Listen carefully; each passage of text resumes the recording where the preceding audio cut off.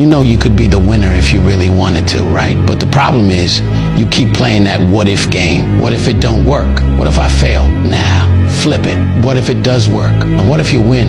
Then what? You're gonna be sitting there happy, right? You say you wanna win, but then you're scared to lose. What sense does that even make? Look, you can't talk about wanting to win and then be scared of the risk.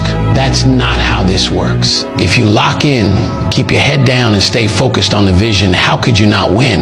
The only thing that's gonna make you lose is your own mindset, and that's all on you. Your biggest enemy ain't out there, it's in your head. So if you wanna win, you gotta get out of your own way. And here's the truth. Every time you doubt yourself, you're slowing down your own progress. You either believe in yourself or you don't.